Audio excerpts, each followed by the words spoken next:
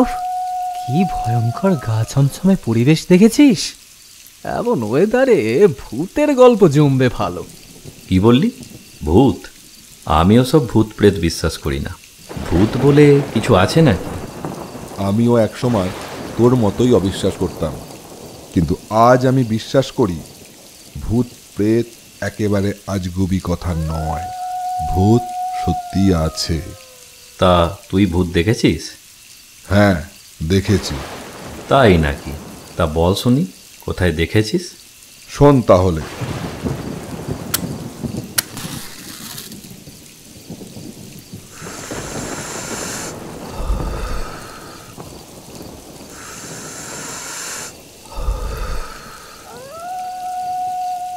আজ থেকে বছর 10 আগের ঘটনা। আমার কাঠের ব্যবসা তোরা জানিস, তাই প্রয়োজন মতো আমাকে কাঠের জন্য মাঝে মধ্যেই এদিক ওদিক যেতে হতো।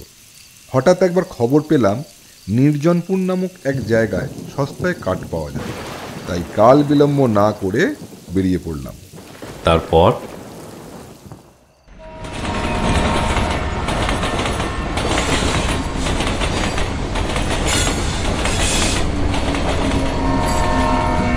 ট্রেন যখন নির্জনপুর পৌঁছালো তখন সন্ধে হব। খুবই অল্প সংখ্যক মানুষ স্টেশনে নামল। কিছুক্ষণের মধ্যেই স্টেশন ফাঁকা। বেশ মেঘ ঘুরেছে, হয়তো একটু পর বৃষ্টিও নামবে। সত্যি নির্জনপুর নামটা সার্থক বটে। আশেপাশে কোনো জনবসতিও চোখে পড়ল না। এই ভর সন্ধেবেলাতেই জায়গাটা এমন নির্জন হয়ে গেল যে আমি বেশ অবাক হলাম। স্টেশনের বাইরে এসে একটা ছোট্ট চায়ের দোকান চোখে পড়ল। টিম টিম করে একটা হারিকেন জ্বলছে। আমি সেদিকে এগিয়ে গেলাম।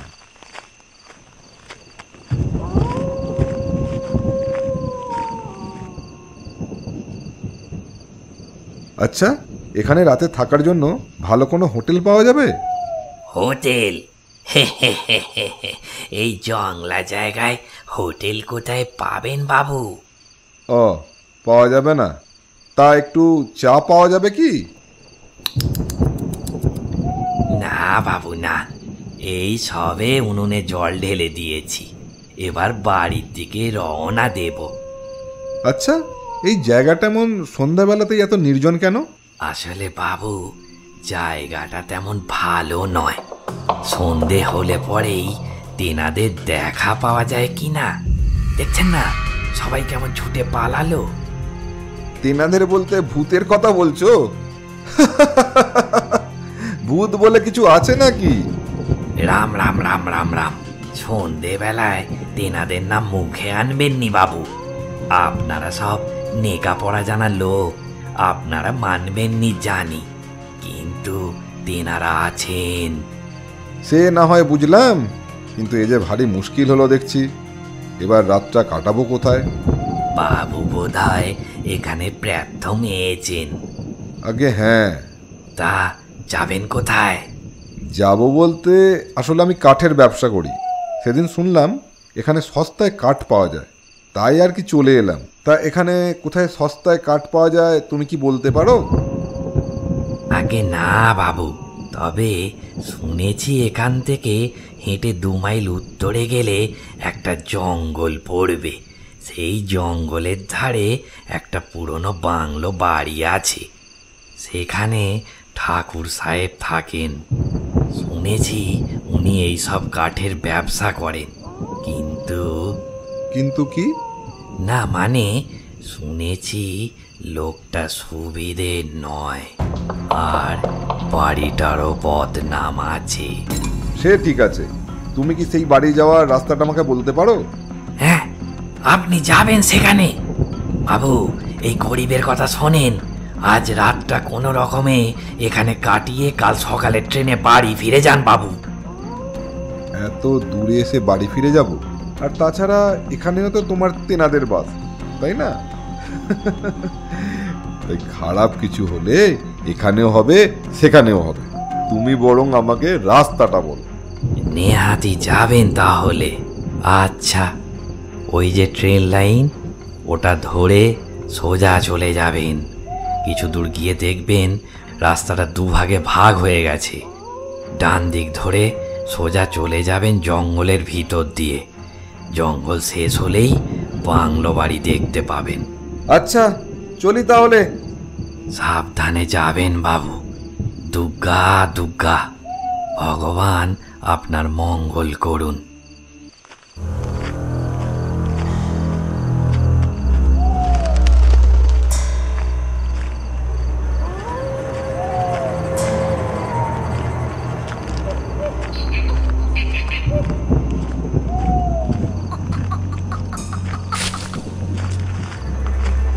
আচ্ছা, দোকানদার কোন রাস্তাটা বলেছিল? হ্যাঁ, ডান দিকের রাস্তাটা।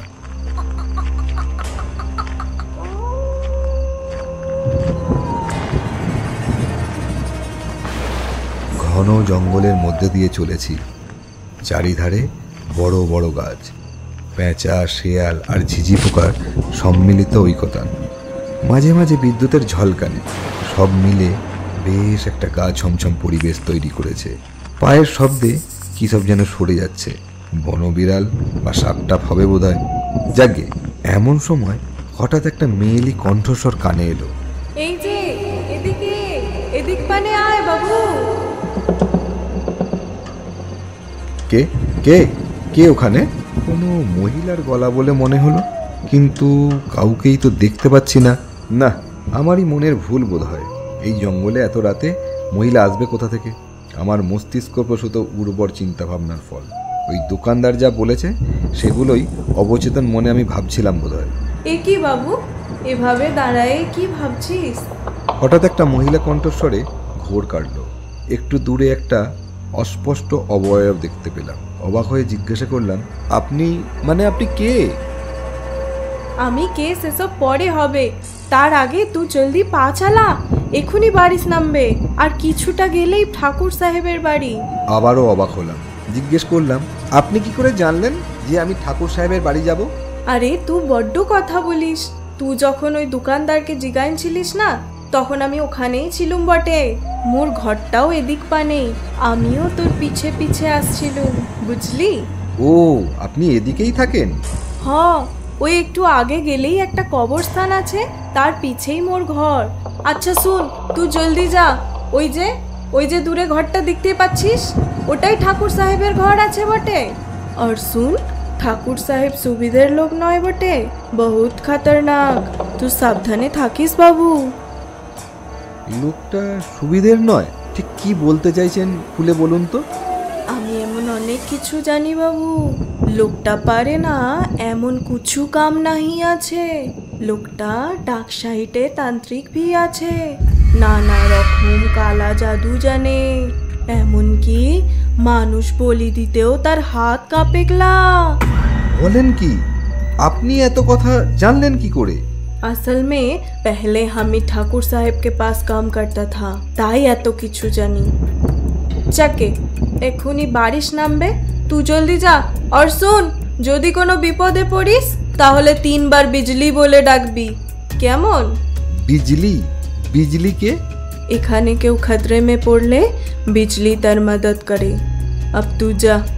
এমন সময় একটা শিয়াল লেগে উঠল, জোরে বিদ্যুৎ চমকালো, দূরে কোথাও একটা বাজ পড়লো, আর বৃষ্টিও শুরু হলো। কিন্তু ঘাড় ঘুরিয়ে দেখি কেউ কোথাও নেই। সেই মহিলাকে আর কোথাও দেখতে পেলাম না। ভাবলাম বৃষ্টি পড়ছে দেখে হয়তো চলে গেছে, তাই আমিও তাড়াতাড়ি পা বাড়ালাম।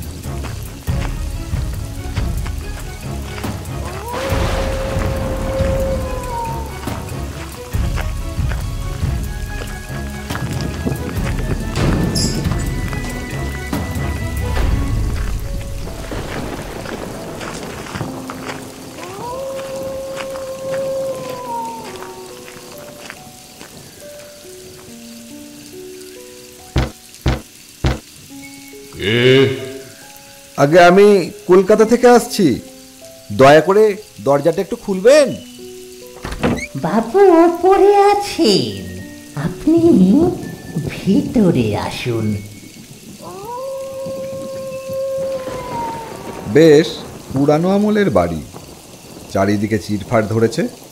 ঘরে ঢুকে দেখলাম আলখাল্লা পরিহিত এক রোগাটে গড়নে ভদ্রলোক বসে আছে। চোখ দুটো দেখেই বুকটা কেমন ছ্যাঁত করে উঠল।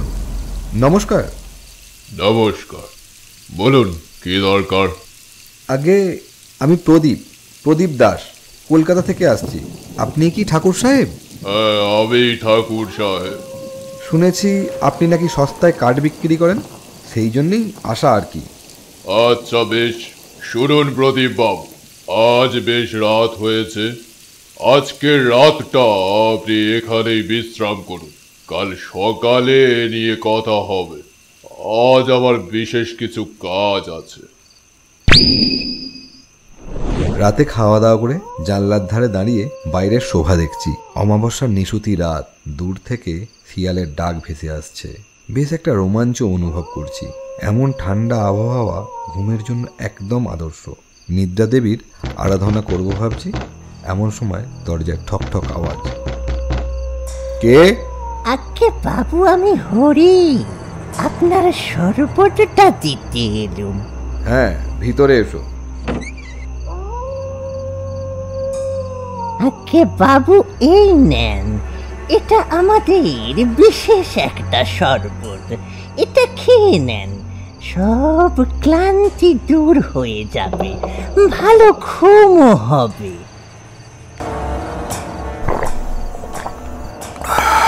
বেশ শরবতটা। না, এবার ঘুমানোর চেষ্টা করা যাক।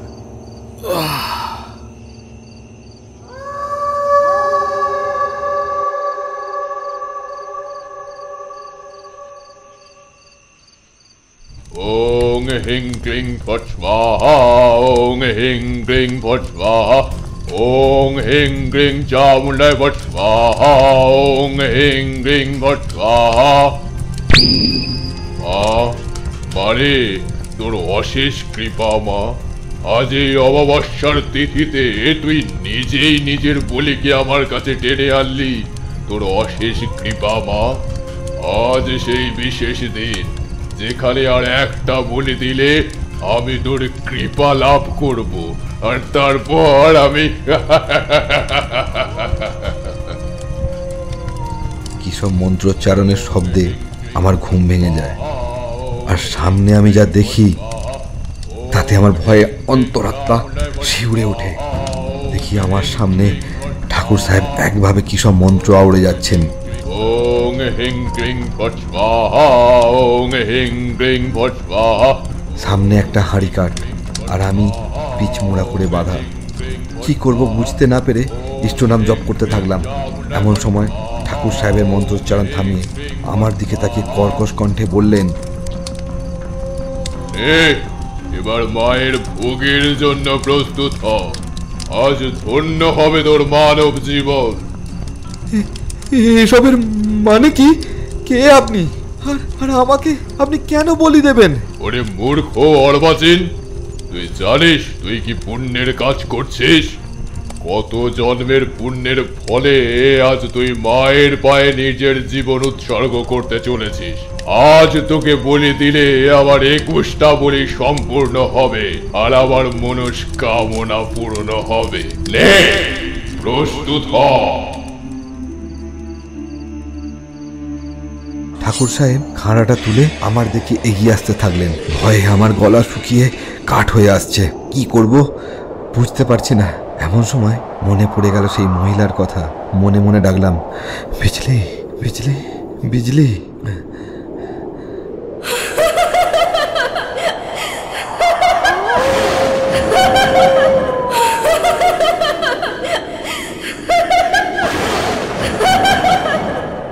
কে কে কে হাসে?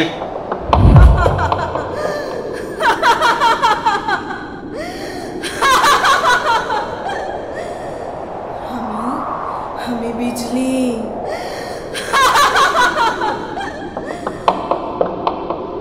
কে? বিজলি, তুই আবার এসেছিস? হ্যাঁ, এসেছি। আজই তোর শেষ দিন। কে মারবে আমাকে? তুই ভুলে গেছিস আমার ক্ষমতা? এই নে দেখ।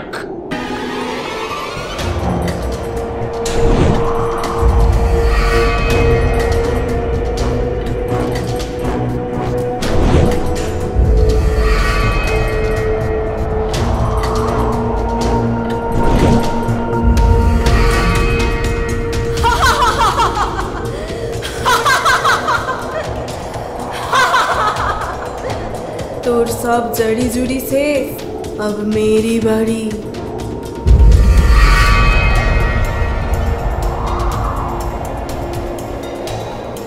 না না না, এ হতে পারে না। আমাকে মারিস না, আমাকে ছেড়ে দে, ছেড়ে দে। না না না।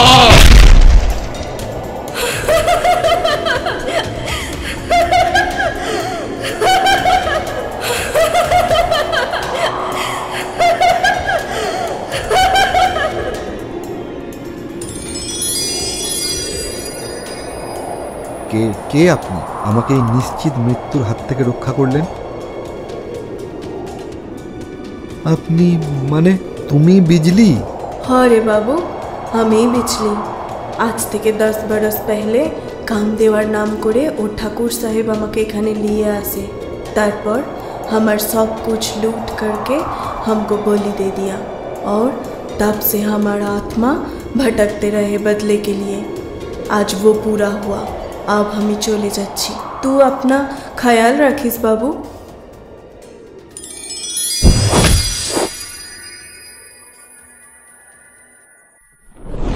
আমি ভোরের আলো ফোটার সাথে সাথে কোনো রকমে পালিয়ে আসি। সেদিন সেই মহিলা না থাকলে আজ আর তোদের সামনে বসে গল্প করতে পারতাম না। এর পরেও বলবি ভূত বলে কিছু হয় না? সবাই চুপ। শুধু অবিশ্রান্ত বৃষ্টির আওয়াজ কানে আসতে লাগলো। দূরে কোথাও একটা শেয়াল লেগে উঠল, আর একটা বাজ পড়ল।